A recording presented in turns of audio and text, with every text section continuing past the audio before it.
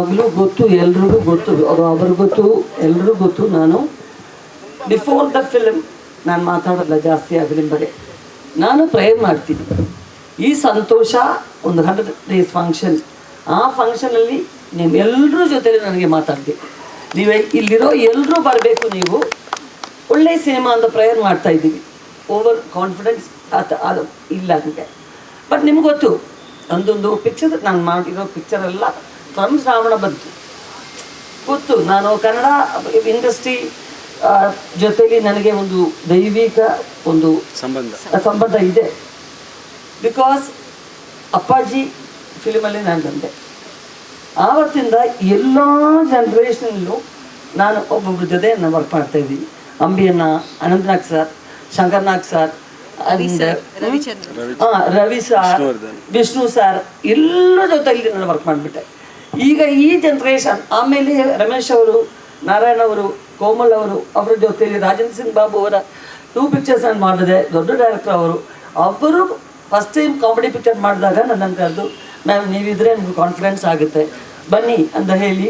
So ಇಲ್ಲಿರೋ directors, ಇಲ್ಲಿರೋ actors ಎಲ್ಲರೂ ನನ್ನನ್ನು ರೆಸ್ಪೆಕ್ಟ್ ಮಾಡ್ತಾರೆ ಅನ್ನೋದು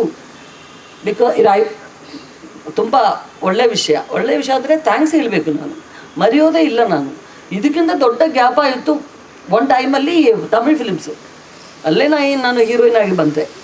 ಆದರೆ ಕನ್ನಡದಲ್ಲಿ ಒಂದು 10 years ಆಯಿತು. ನಾನು ಯಾವಾಗ ಏನಾಯಿತು ಕನ್ನಡದಲ್ಲಿ ಪಿಕ್ಚರ್ಸ್ ಎಲ್ಲ ಕತೆ ಹೇಳ್ತಾರೆ, ನಮಗೆ ಒಂದು ಅಟ್ಯಾಚ್ಮೆಂಟ್ ಇರಲ್ಲ ಆ ಸ್ಟೋರಿ.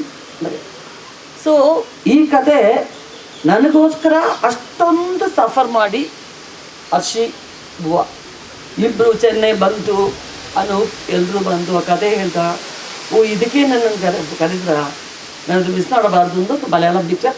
ಆಗಲೇ ನಾನು ಸ್ವಲ್ಪ ಎಕ್ಸೆಷನ್ ಮಾಡಿ ಪೋಸ್ಟ್ಪೋನ್ ಮಾಡಿ ನಾನು ಬಂದೆ. ಇಲ್ಲಿ ಬಂದ ಮೇಲೆ ನಾನು ಫೀಲ್ ಮಾಡಿದೆ, ಅಯ್ಯೋ ಈ ಪಿಕ್ಚರ್ ನಾನು ಮಾಡಲಿಲ್ಲ ಅಂದರೆ ದೊಡ್ಡ ಮಿಸ್ಟೇಕ್ ಆಗಬೇಕು ಅಂತ. ಸೊ ಅದು ಪಡಂ ರಿಲೀಸ್ ಆದ ಮೇಲೆ ಅದು ಇದು ಹಾಗೆ ಇರುತ್ತೆ. ನಾನು ಜಾಸ್ತಿ ಹೋಗಿ ಕೊಡೋದು ನನಗೆ ಯಾವಾಗಲೂ ಇಷ್ಟ ಇಲ್ಲ. ನಿಮಗೆಲ್ರಿಗೂ ಗೊತ್ತು, ಹಳೆ ಜನ್ರೇಷನ್ ಗೊತ್ತು.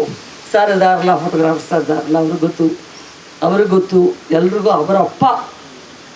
ಅವರಪ್ಪ ನಂತರ ಯಾವಾಗಲೂ ಇರ್ತಾರೆ. ಈ ಕ್ಯಾರೆಕ್ಟರ್ ಹೇಗೆ ನೀವು ಸೆಲೆಕ್ಟ್ ಮಾಡೋದು, ಅದು ಒಂದು ದೊಡ್ಡ ವಿಷಯ. ನಾನು ಹೇಳೋದಕ್ಕೆ ಯಾವಾಗಲೂ ಒಂದೇ ಮಾತು, ಇದು ಆ ದೇವರು ಕೊಟ್ಟರು, ಅದೇ ಥ್ರೂ ದೆಮ್. ಅದಕ್ಕೆ ಇವರಿಬ್ಬರು ಅನೂಪ್ ಎಲ್ಲರೂ ಇಲ್ಲಿಗೆ ಬಂದ ಮೇಲೆ ಈ ಜನ್ರೇಷನ್ ಇವರು ಒಳ್ಳೆ ಕಾಮಿಡಿ ಮಾಡಿದ್ರು.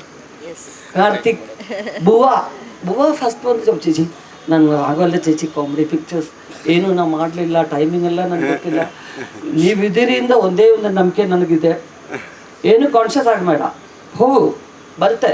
ಅಯ್ಯೋ ನಾನು ಕಾಮಿಡಿ ಬೇಕಲ್ಲ, ಕಾಮಿಡಿ ಮಾಡಬೇಕಲ್ಲ ಅಂತ ಟೆನ್ಷನ್ ತೆಗೆಯೋದು ಬೇಡ.